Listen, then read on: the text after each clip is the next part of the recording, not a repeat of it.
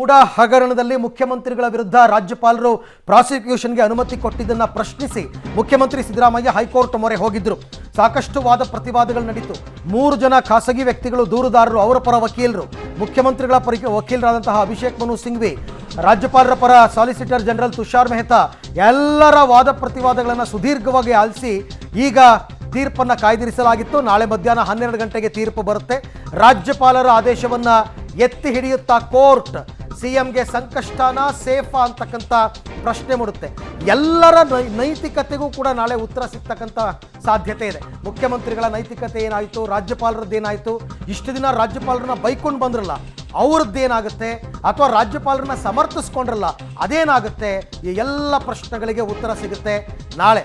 ರಾಜ್ಯಪಾಲರ ಆದೇಶ ಕಾನೂನು ಬಾಹಿರ ಅಂತ ಅಭಿಷೇಕ್ ಮನು ಸಿಂಘ್ವಿ ವಾದ ಮಂಡಿಸಿದ್ರು. ನೋಡೋಣ. ಈ ವಿಚಾರಕ್ಕೆ ಸಂಬಂಧಪಟ್ಟಂತೆ ಮತ್ತಷ್ಟು ಮಾಹಿತಿ ನನ್ನ ಕೊಲೀಗ್ ರವೀಶ್ ಅವರಿಂದ ಪಡ್ಕೊಳ್ಳೋಣ. ರವೀಶ್, ಈಗ ಕೋರ್ಟಲ್ಲಿ ಏನಾದರೂ ಒಂದು ರೀತಿಯಲ್ಲಿ ತೀರ್ಪು ಬಂದೇ ಬರುತ್ತೆ, ಬಿಡಿ, ಅದು ವಿಚಾರ ಬೇರೆ. ಆದರೆ ರಾಜಕೀಯವಾಗಿ ಯಾವ ರೀತಿ ನಿರೀಕ್ಷೆಗಳನ್ನ ಇಟ್ಕೋಬಹುದು ನಾಳೆ ಅಂತ? ಅರವಿಂದ್, ಖಂಡಿತವಾಗಿ ಕೂಡ ಇನ್ನೂ ಕೂಡ ಅಧಿಕೃತವಾಗಿ ಕೋರ್ಟ್ ಲಿಸ್ಟ್ ನ ಒಂದು ರಿಲೀಸ್ ಆಗಿಲ್ಲ. ಹಾಗಾಗಿ ಸಂಜೆ 7 ಗಂಟೆಗೆ ಅದು ಕೋರ್ಟ್ ಲಿಸ್ಟ್ ನಲ್ಲಿ ಸ್ಪಷ್ಟ ಆಗುತ್ತೆ. ನಾಳೆ ಮಧ್ಯಾಹ್ನ 12 ಗಂಟೆಗೆ ತೀರ್ಪು ಇರೋದ್ರ ಬಗ್ಗೆ ಕೋರ್ಟ್ ನ ಮೂಲಗಳಿಂದ ಮಾಹಿತಿ ಬಂದಿರತಕ್ಕಂಥದ್ದು. ಹಾಗಾಗಿ ಅಧಿಕೃತವಾಗಿ ಕೋರ್ಟ್ ಲಿಸ್ಟ್ ಆದ ನಂತರವಷ್ಟೇ ಆ ಒಂದು ಅದಕ್ಕೆ ಏನು ನಾಳೆ ತೀರ್ಪು ಎಷ್ಟೊತ್ತಿಗೆ ಏನು ಅನ್ನೋದ್ರ ಬಗ್ಗೆ ಅಧಿಕೃತಗೊಳ್ಳುತ್ತೆ.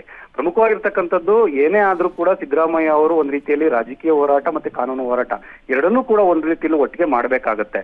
ಒಂದು ವೇಳೆ ಏನಾದ್ರೂ ಪರವಾದಂತ ತೀರ್ಪು ಬಂದ್ರೆ ಸಿದ್ದರಾಮಯ್ಯನವರು ಸದ್ಯದ ಮಟ್ಟಿಗೆ ನಿಟ್ಟುಸಿರನ್ನ ಬಿಡ್ತಾರೆ.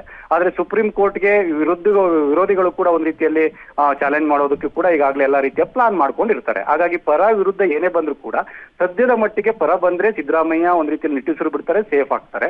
ಆದ್ರೆ ಒಂದು ವೇಳೆ ಏನಾದ್ರೂ ಅವರ ವಿರುದ್ಧ ಬಂದ್ರೆ ಖಂಡಿತವಾಗಿ ಕೂಡ ಸುಪ್ರೀಂ ಕೋರ್ಟ್ ನಲ್ಲೂ ಫೈಟ್ ಮಾಡ್ಬೇಕಾಗುತ್ತೆ. ಜೊತೆಗೆ FIR ಅನ್ನ ಹಾಕ್ಬೇಕಾ ಹಾಕ್ಬಾರ್ದಾ ಅನ್ನೋದ್ರ ಬಗ್ಗೆ ಕೂಡ ಏನಾದ್ರೂ ಆದೇಶವನ್ನ ಮಾಡೋದಾದ್ರೆ ಖಂಡಿತವಾಗಿ ಕೂಡ ಸಿದ್ದರಾಮಯ್ಯನವರಿಗೆ ಸಂಕಷ್ಟ ಆಗುತ್ತೆ.